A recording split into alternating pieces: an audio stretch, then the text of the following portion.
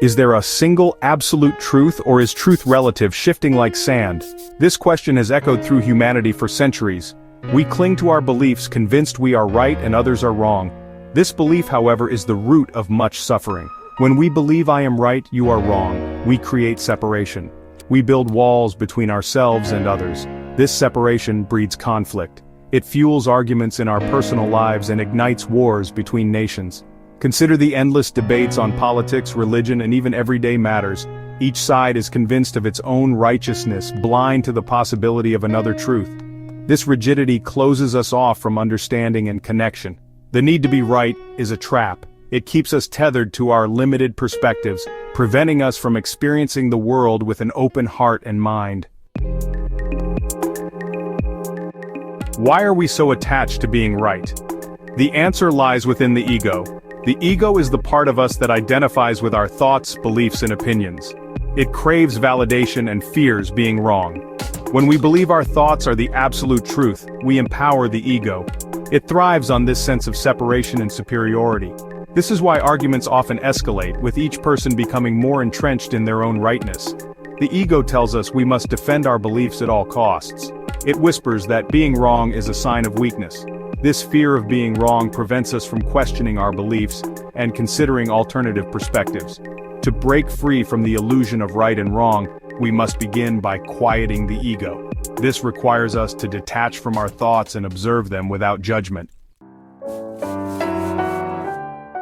Throughout the vast expanse of time, history serves as a profound teacher, offering invaluable lessons etched in the rise and fall of civilizations, the triumphs and tragedies of humankind.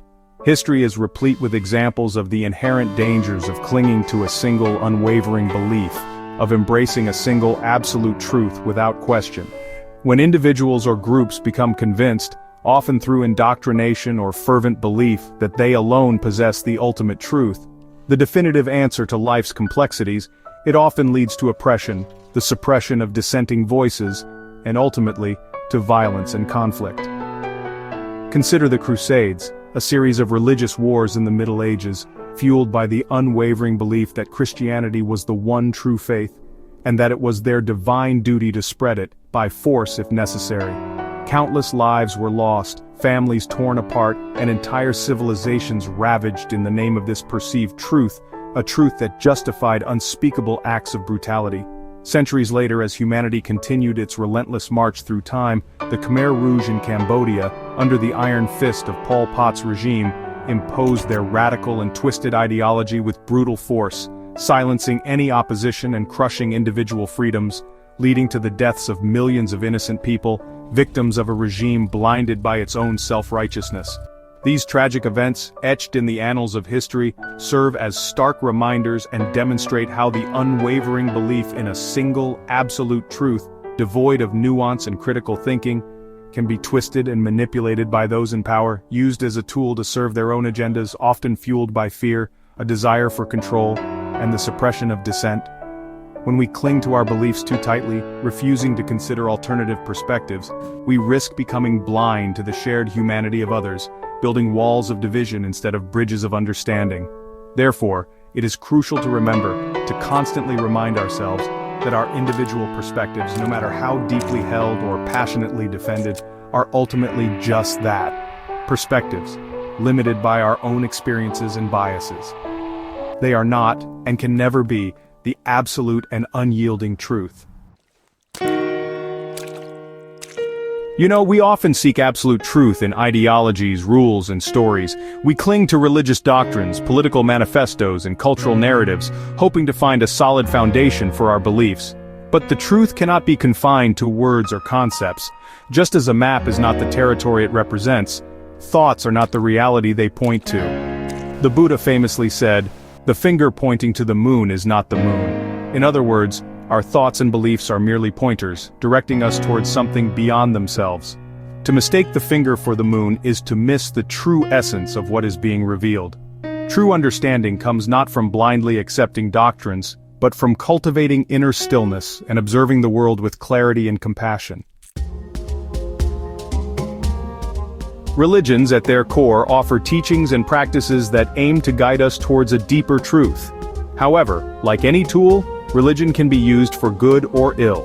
When interpreted through the lens of the ego, religious teachings can become weapons of division. They can be used to justify hatred, intolerance, and violence. History is full of examples of religions being used to incite conflict and oppress those who hold different beliefs. On the other hand, when approached with an open heart and mind, religious teachings can be powerful tools for personal and spiritual transformation. They can inspire love, compassion, and a sense of interconnectedness. The key really lies in recognizing that religious texts and doctrines are not the truth itself, but rather pointers to a truth that transcends words and concepts. In our quest for understanding, we often turn to external sources, seeking answers in the vast expanse of knowledge and belief. But what happens when those sources seem to contradict each other, or when they simply don't resonate with our deepest sense of self? If absolute truth, that unwavering foundation upon which we can build our lives, cannot be found in doctrines, ideologies, or external rules, in the rigid structures of societal norms and expectations, where can we find it? Where do we turn when the map leads us to a dead end? The answer, as many spiritual traditions teach, echoing through the ages, lies within our own being. It resides not in the external world, but in the quiet sanctuary of our inner landscape. This inner truth is not a concept to be grasped by the mind, a puzzle to be solved through intellectual effort, but a living presence to be experienced directly. It's a felt sense, a knowing that transcends the limitations of thought. It is the awareness that animates our thoughts, feelings, and sensations. It's the very ground of our being, the foundation upon which our experience is built. It's the still, silent space within us, the eye of the hurricane that remains untouched by the turbulence of the external world. It is our anchor, our refuge, our source of unwavering strength. Jesus, speaking of this inner truth, said, "I am the way, the truth, and the life." He was not referring to himself as a person, to his individual identity, but to the divine essence that dwells within each of us, the spark of the divine that connects us all. And this truth is not exclusive to any one religion. It transcends the boundaries of dogma and belief. Buddhists refer to it as Buddha nature, the inherent potential for enlightenment within all beings. Hindus call it Atman, the individual self that is ultimately one with Brahman, the universal consciousness, and Christian mystics have used terms like Christ consciousness and the kingdom of God within. It is the universal language of the soul, spoken in different dialects across the world's spiritual traditions. Living in harmony is a state of being, a way of interacting with the world that stems from a deep understanding of ourselves.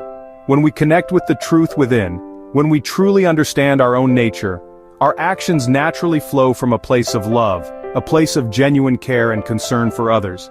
It's about acting in accordance with our highest values, compassion, a deep empathy for the suffering of others, and unity. It's recognizing that we are all interconnected, all part of the same human family. We recognize our interconnectedness with all beings, understanding that our actions have a ripple effect, impacting not only ourselves but everyone around us. Therefore, we strive to treat others with kindness, extending a helping hand whenever we can, and respect, acknowledging the inherent worth and dignity of every individual, regardless of their beliefs or backgrounds. We embrace diversity, celebrating the richness and beauty of our differences.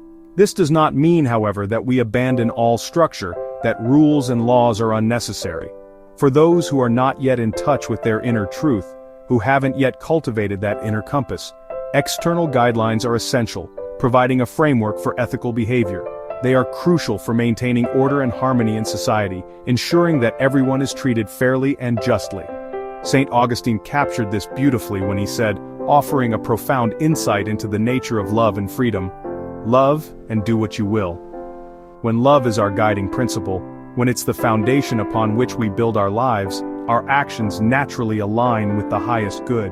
We are naturally drawn to acts of kindness, compassion, and service. Ultimately, the journey towards truth is a journey inward, a quest to discover the divine within. It's a process of quieting the mind, silencing the constant chatter and distractions, opening the heart, allowing ourselves to feel deeply and connect with our emotions, and recognizing the divine spark that resides within each of us. It's about realizing our true potential as beings of love and light. As we awaken to this truth, as we embrace our inner divinity, we become beacons of love and compassion in the world, radiating positivity and inspiring others to do the same. We are then contributing to the creation, actively participating in the manifestation of a more peaceful and harmonious existence for all. A world where love, compassion, and unity prevail,